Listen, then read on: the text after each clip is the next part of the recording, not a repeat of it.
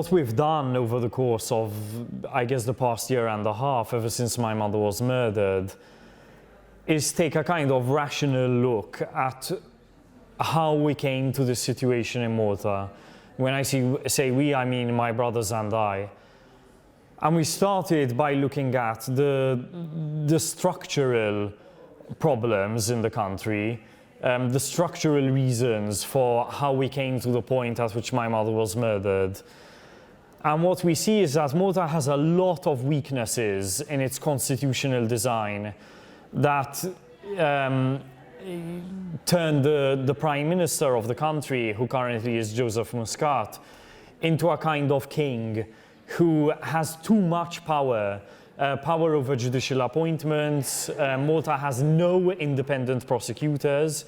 Unlike in Italy, magistrates cannot start prosecutions themselves.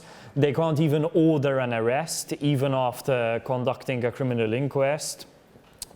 Everything falls onto the police, except in cases of money laundering, where the Attorney General also has the power to prosecute. But our problem is that the Attorney General is also the Prime Minister's lawyer. So he is never going to prosecute people who work directly for the Prime Minister and who the Prime Minister himself is protecting, including his Chief of Staff, Keith Kembry.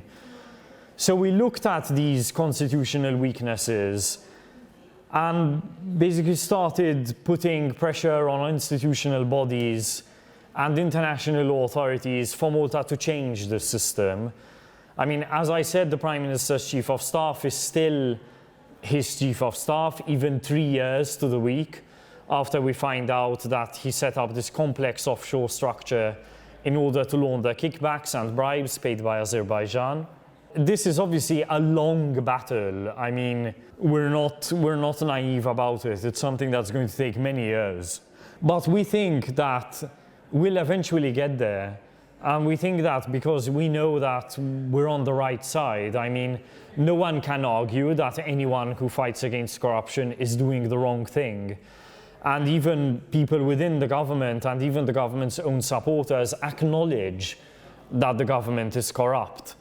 So we have, let's say, these short-term changes where corrupt people need to be removed, mid-term changes, which are constitutional changes to the system of government within the country, and long-term changes, which are changes to the country's culture.